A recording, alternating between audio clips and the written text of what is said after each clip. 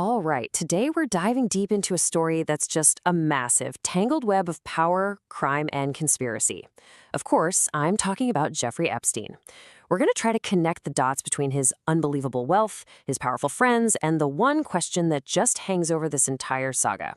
Let's get into it. So, here's where it all comes to a head. August 10th, 2019. Jeffrey Epstein is found dead in a super secure New York jail cell. The official story? Suicide. But, for a guy who held secrets that could potentially ruin some of the most powerful people in the world, his death under these incredibly bizarre circumstances kicked off a firestorm of doubt that honestly is still raging today. So, let's take a closer look at that night.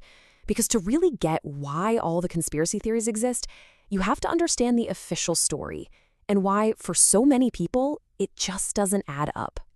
What really went down inside that jail cell?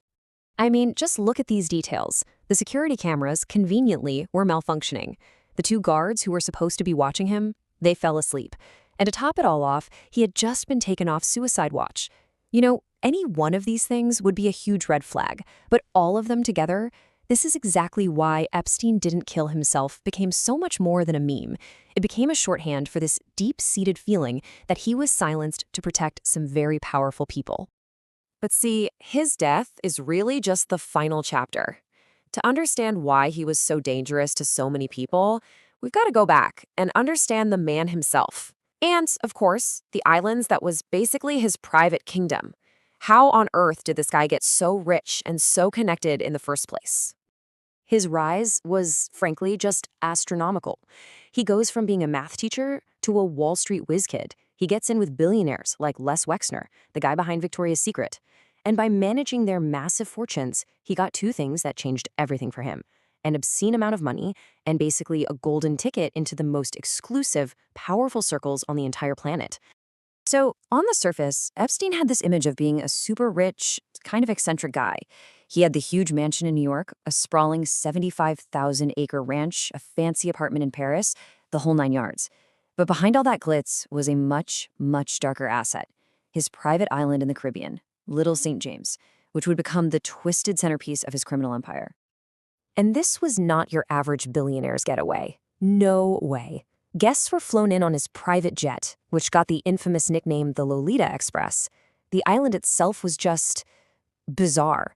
It had this weird temple-looking building, there were rumors of secret underground tunnels, and the whole place was covered in CCTV cameras. And that's the big question, right? Were those cameras for security, or were they for blackmail? And that question leads us right to the most explosive part of this whole story: his web of influence. It wasn't just about what he did, it was about who he was doing it with. The names in Epstein's little black book are really the key to understanding just how much power he had. I mean, his list of friends and associates reads like a who's who of global power. We're talking presidents like Bill Clinton and Donald Trump, actual royalty like Prince Andrew, tech billionaires like Bill Gates, famous Hollywood stars. They were all in his orbit. So you have to ask, what was the glue holding this whole network together? Was it just friendship, or was it something a whole lot darker? And this is exactly where that blackmail theory comes from. When the FBI raided his homes, they found all this stuff, CDs, photos, that just poured gasoline on the fire. It made everyone suspect that he wasn't just entertaining his powerful friends, he was recording them, collecting secrets. Was his network of friends actually a network of blackmail victims, all trapped by whatever happened on that island? For years and years, Epstein seemed completely untouchable. But the incredible courage of his victims, they finally dragged his crimes out into the open, and that forced a showdown with a justice system that, as we're about to see, failed them in the most spectacular way at first. This timeline really shows you what a long, brutal fight it was for these victims. It all started with one incredibly brave woman, Courtney Wild, way back in 2005. But then, in 2008, the system just crumbled. Epstein's powerful lawyers got him this secret sweetheart plea deal that was basically a slap on the wrist. It took another 10 years and some incredible investigative journalism before the public outrage got so loud that he was finally arrested again in 2019. 13 months. Just let that sink in. For crimes that could have put him away for life, that's all he served from that 2008 deal. And it wasn't even real prison time. He had work release, meaning he could leave the jail for 12 hours a day, 6 days a week. It wasn't just a failure of justice, it was a complete and total mockery of it. Now, we have to be clear. Epstein was not acting alone. His partner in crime was Ghislaine Maxwell. She wasn't just his girlfriend. The courts basically called her the mastermind of the whole recruitment operation. She was the one who used her high society status and promises of money and jobs to lure vulnerable young girls into this horrifying web. And just look at the difference in their sentences. It couldn't be more dramatic. Epstein gets away with 13 months, while Maxwell gets 20 years. Now, Maxwell was absolutely held accountable, but this huge gap just goes to show how much protection that first sweetheart deal gave Epstein and anyone else who might have been involved. So Epstein's death didn't end the story, not by a long shot.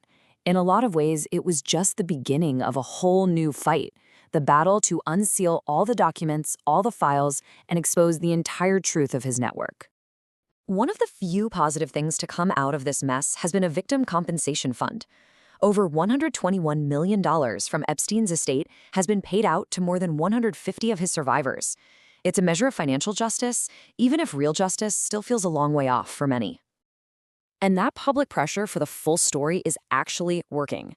There's a new law, the Epstein Files Transparency Act, and it's put a deadline on the government to release more documents. The demand from the public is really simple. We need to know who else was involved. And really, that's what this all boils down to. The Jeffrey Epstein story is a terrifying lesson in how money and power can be used to hide the most horrific crimes imaginable. But it's also a story about how the truth, eventually, has a way of coming out. The real question that's left, as more of these files get released, is just how many more powerful people are going to be caught in this web before the story is finally over.